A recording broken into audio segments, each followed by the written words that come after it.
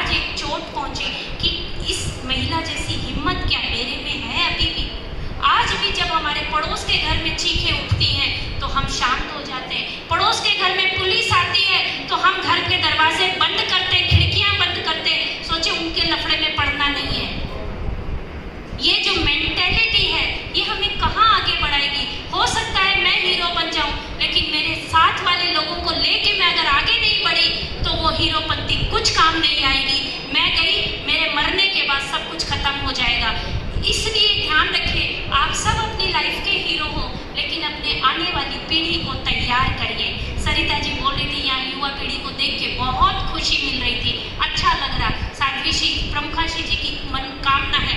मैं बोलती साध्वी प्रमुखाशी जी ही क्यों, हर महिला की मैं भी चाहती हूँ मेरी बहू बेटियाँ मेरे जैसी, मेरे से लाख गुना आगे अच्छी तैयार हो। क्या नहीं चाहते हम सब?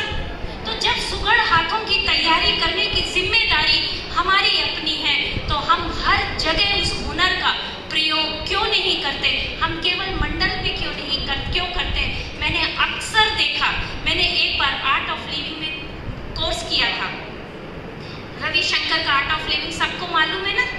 जब मैं कोर्स करी, मैं जब वहाँ पे मुझे किसी को मैं जानती नहीं, लोग मुझे ऐसे स्माइल देते थे जैसे वो मुझे वर्षों से जानते हो।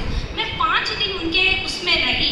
1000 NGO का एक मीट था, उसमें मुझे इनवाइट किया गया था और आचार्य श्री महाशमन जी ने स्पेशली वहाँ से कहलवाया था कि वहाँ से वीना जी वो अटेंड कर लेंगे। पर मुझे ऐसे लगा मैं कहाँ आके फंस गई। लोग ऐसे स्माइल देके मुझे जाते थे जैसे लगता था कि मैं उनके घर की मेंबर हूँ। पीछे से मैं सोचती थी कि यार इसको कब देखा, कहाँ देखा, पर मेरे दिमाग में वो स्ट्राइक नहीं करता था। फिर बाद में जब हमारा मीट एंड होने लगा, जब हम निकल रहे थे वहाँ से, तब हर आदमी हमसे क्या पूछता है, आपको कैसा लगा यहाँ आके? मैं बोलती थी अच्छा लगा। तो क्या बोलते, प्लीज आप वापस आइएगा। कहाँ आइएगा? कहाँ आइएगा?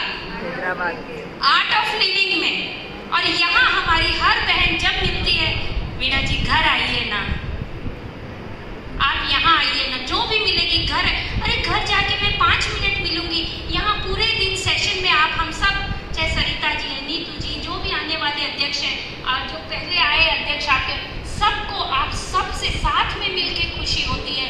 इंस्पाइट ऑफ दैट आपके घर जाके, अकेले जाके को या अपने आसपास के माहौल को कुछ भी कहने के अधिकारी नहीं है। मैं समझती हूँ कि हमारे पूर्वजों ने इतनी अच्छे से सींचा है इन सब हम लोगों को, तो हम आज खड़े हैं। दुनिया की हर आंधी से टकराने की ताकत हमारी है। आज हम जो लाडलू से बहन थी जो बोली बड़ी पापड़ बेच के, आज मुझे हैदराबाद महिला मंडल पर बहुत गर्व हुआ। मैं नीतू जी से क्षमा चाहूँगी, मुझसे रहा नहीं गया और उस समय मुझे कहना पड़ा एक बिग ओम आरम फॉर हैदराबाद महिला मंडल, कि इनके पास एक ऐसी सोच है जो एक समाज की एक महिला को सपोर्ट करके उसे सम्मान के साथ ऊपर उठाने का जज्बा रखती हैं। तो ऐसी महिलाएं तो समाज में एक नया उदाहरण रख सकती हैं। तो हमारे तो प्रवर्तन को कोई रोक ही नहीं सकता है।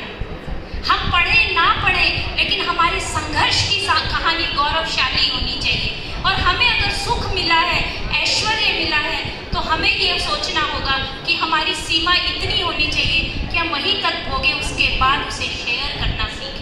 अगर हमने दुनिया में उस सुख को, उस ऐश्वर्य को जो मुझे कुदरत ने या मुझे सौभाग्य से प्राप्त है, उसे मैंने शेयर नहीं किया। शेयर का मतलब है रियल शेयरिंग। मंच पे आके बोलना शेयरिंग नहीं है। शेयरिंग वो है जो मैं अपने हिस्से से काट करके अपने आसपास के लोगों को दे सकूं, सहजता से दे सकूं। ये शेयरिंग की आदत हमारी कितनी है? सच में नहीं है। मेरा बेड में शेयर, मेरा बेड पे मेरी चद्दर, मेरे कपड़े, मेरी ज्वेलरी हम जल्दी से अपनी बहू के साथ भी शेयर नहीं कर पाते हैं। बेटी के साथ तो हम सहज होते क्योंकि वो हमारी कोख से जन्मी होती है। ये छोटी छोटी आदतें हमारी जिंदगी बदल देती हैं। चाहे आप 10 रुपए ज्यादा दीजिए, आपके पास ज्यादा नहीं है, 100 रुपए है, ऑटो से आती है, टैक्सी से आती है, 10 रुपए तो दे सकते हैं। 10 रुपए की कैपेसिटी से कम के लोग तो यहाँ कोई भी नहीं बैठा है। 10 रुपए आराम से हम दे सकते हैं। यानी अगर लाइफ में, और मैंने बड़े बड़े लोगों की जो ऑटोबायोग्राफी पढ़ी है, उसमें सिर्फ और सिर्फ एक ही बात है, जो देना जानता है उसके पास अपने आप लौट कर चीजें आती हैं। और खाली पैसा ही नहीं है, बहुत सारी चीज, जैसे अभी आप लोगों ने दिया, देने की बात, जो जिस बहन को आपने ऊपर उठाया, जिस बहन के साहस की चर्चा कर रहे थे, हम खुश हो रहे थे, लेकिन मेरे मन में आया हम इतना बोलते हैं और कुछ मत करना चाहे, लेकिन तेरापन समाज की महिलाएं जिस तरह से विकास कर रही हैं, उनके कार्यक्रमों को हमारे बीच में तुम इम्प्लीमेंट कर सको तो ये बहुत बड़ी बात होगी। और मैं सच कहूँ, मुझे अभी 1 तारीख को वर्कशॉप के लिए इनवाइट किया है उन्होंने कि वीणा जी मैं चाहती हूँ कि मैं आपके साथ जुड़ के आप कुछ कार्यक्रम करें, क्योंकि मुझे ये जिम्मेदारी दी गई है। तो बताइए गौरव होता है या नहीं होता है? गौरव मुझे अपने पर भी है, उस बहन पर उससे ज्यादा गौरव है। क्यों गौरव है? क्यों वो विकास की बात कर रही है। वो जिस धर्म संघ में, जिससे मेरी शादी हुई, वहाँ वो बंद के नहीं रही, वो जो नजारा देख के गई है यहाँ से, उस नजारे को वहाँ पर भी उस खिलाना चाहती है, उस नजारे से उस माहौल को भी महकाना चाहती है। इसे कहते हैं प्रवर्धन। इसे क्या कहते हैं? प्रवर्धन। ये प्रवर्धन की असली परिभाषा है, जो खुद के लिए प्रेरणा बने। जो प्र है ना पहले अक्षर का, इसका मतलब ही है प्रयास, इसका मतलब है प्रेरणा, इसका मतलब है प्रथम पंक्ति में रहना, इसका मतलब है प्रगति करना। और ये प्रगति ही हम सब के लिए वरदान साबित होगी और हम सब के लिए एक सुंदर पहचान होगी।